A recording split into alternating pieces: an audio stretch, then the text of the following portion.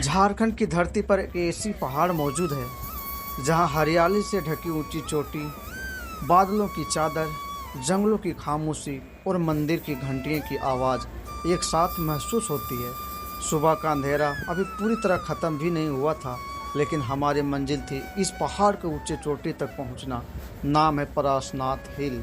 लगभग 1350 मीटर आनी करीब 4430 फुट की ऊंची है पहाड़ी झारखंड की सबसे ऊंची चोटियों में से एक है, लेकिन इसकी ऊंचाई से कहीं ज़्यादा खास है इसकी इतिहास और धार्मिक महत्व। तो चलिए शुरू करते हैं परसनाथ की खूबसूरत और यादगार यात्रा को।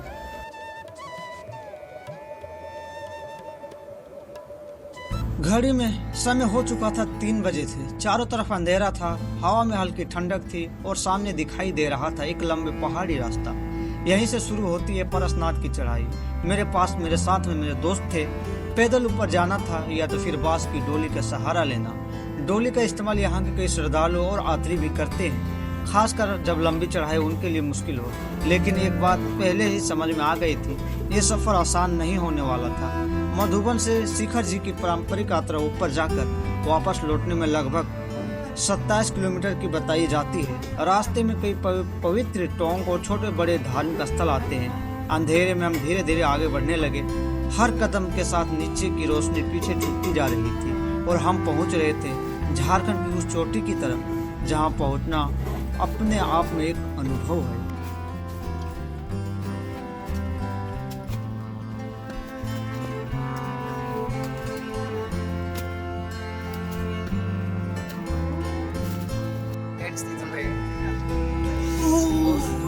चल चल चल ऊपर चल मजे लो चल ऊपर चढ़ेगा ये चलो आया चप्पल खोल ले साला उस टाइम बहुत लागल ठंडा न रे। अब मजा आ रहा।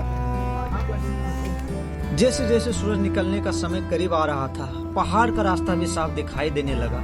चारों तरफ घना जंगल, पेड़ों के बीच से आती ठंडी हवा और रास्ते में जगह जगह दिखाई देते छोटे छोटे मंदिर और धार्मिक स्थल। कहीं श्रद्धालु का प्रार्थना करते नजर आए तो कहीं रास्ते में किनारे बैठे लोग अपने यात्रा का थोड़ा सा आराम दे रहे थे। और फिर अचानक पेड़ों के बीच से दिखाई दिए बंदर। जंगल का यह हिस्सा ऐसा लगता है जैसे शहर की भागदौड़ से बहुत दूर किसी दूसरी ही दुनिया में आए हो।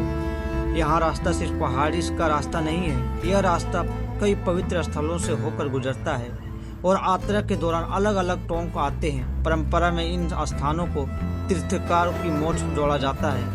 चारों तरफ प्राकृतिक थी और उसी प्रकृति के बीच इंसान की बनाई हुई छोटी छोटी आस्था की निशानियां।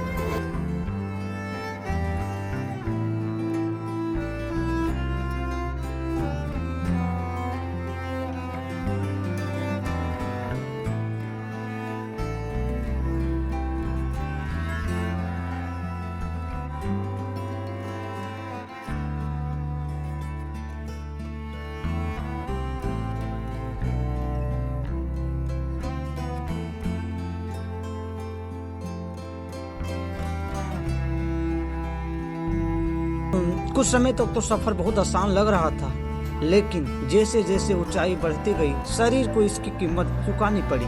सांस तेज होने लगी, पैरों में थकावट महसूस होने लगी और मैंने बार बार कहने लगा अब बस थोड़ा आराम कर लेते हैं। लेकिन फिर सामने दिखाई देता है पहाड़ और उसके ऊपर छिपी हमारी मंजिल हिम्मत बढ़ा देता है। कभी कुछ मिनट बैठकर आराम किया तो फिर दोबारा शुरू किया। इस सफर में मैंने एक बात महसूस की कि पहाड़ की ऊंचाई सिर्फ पैरों से नहीं हौसले से भी तय होती है। और ये 1000 फीट ऊंचाई चढ़ चुके हम लोग। 1000 फीट कोई मायने रखता है। ये रास्ता हमारे लिए आसान नहीं था, बहुत कठिन था, फिर भी वो जगह हम चढ़ चुके हैं। चलिए दिखाता हूँ आप लोगों को वो लोकेशन। बंद कर दे। कई घंटों चढ़ाई के बाद आखिरकार हम पहुँच गए परसनाथ की चोटी पर और यहाँ पहुँचते ही सारी थकावट जैसे कुछ ही देर के लिए गायब हो गई हो। सामने आसमान में सूरज धीरे धीरे निकल रहा था। पहाड़ों के ऊपर सुनहरी रोशनी फैल रही थी और नीचे दूर दूर तक बादल परते दिखाई दे रही थी और आसपास मंदिर की खूबसूरती आकृतियां, ठंडी हवा चेहरों को छू रही थी। एक तरफ बादलों का समुद्र और दूसरी तरफ पहाड़ों का विशाल विस्तार और बीच में हम। कुछ पल के लिए ऐसा लगा जैसे समय भी यहाँ आकर थोड़ा ठहर गया हो। इतनी लंबी चढ़ाई के बाद इस खुले आसमान के नीचे खड़े होकर सूर्योदय देखना सच में शब्दों से बाहर का अनुभव है। उस वक्त समझ में आया कि कुछ मंजिलें सिर्फ वहां तक पहुंचने के लिए नहीं होती है, बल्कि वहां तक पहुंचने का सफर भी अपने आप में एक कहानी होता है।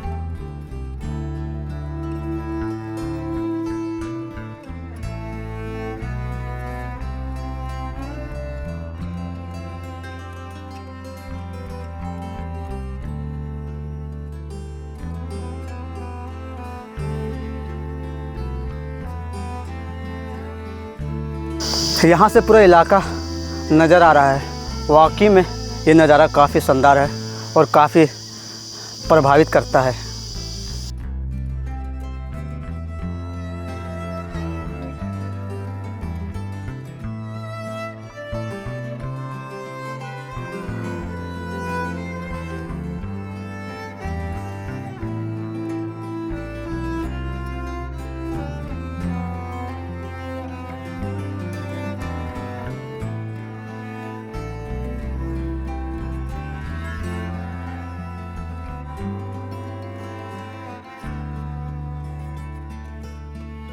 अब सवाल आता है, पारसनाथ की चोटी पर ये मंदिर कब बने और इनका इतिहास क्या है।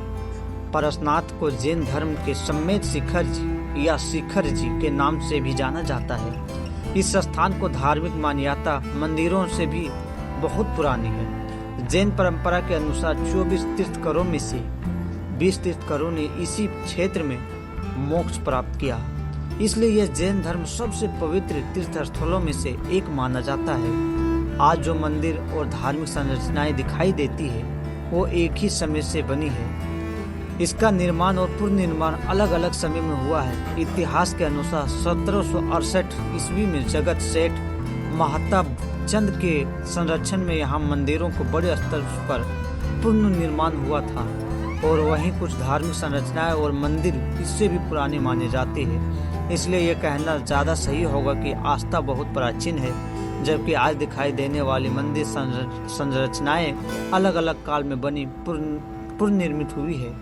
पहाड़ के कई पवित्र टोंक है जिसमें तीर्थयात्रियों को चरण चिन्हों की श्रद्धा में पूजा हो। लेकिन सवाल सिर्फ ये नहीं है कि ये मंदिर कितने पुराने हैं। सवाल ये है कि आखिर हजारों के लोग इतनी कठिनाई चढ़ाई करके यहाँ क्यों आते हैं। जवाब है आस्था। जैन धर्म को माना जाता है कि वही पवित्र भूमि है जहाँ 20 तीर्थंकरों को मोक्ष प्राप्त किया।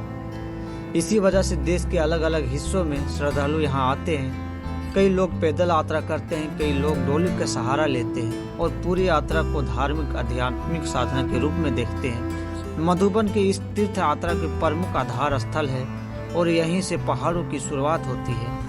किसी के लिए धार्मिक तीर्थ है, किसी के लिए प्रकृति से करीब जाने का मौका और किसी के लिए अपने मन को शांत करने वाली यात्रा।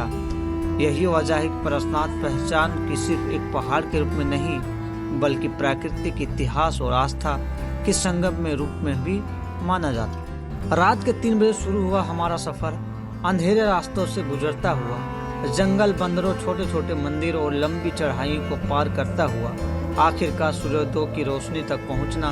थकावट बहुत थी, लेकिन चोटी पर पहुंचने के बाद जो नज़ारा मिला उसके सामने सारी थकान छोटी लगने लगी। बादलों के ऊपर से निकलता सूरज, ठंडी हवा और चारों तरफ फैली हरियाली और मंदिर की शांत वातावरण की मौजूदगी, यही पारसनाथ हिल झारखंड की एक ऐसी खूबसूरती पहाड़ है जहां प्रकृति और आस्था एक साथ दिखाई देती है।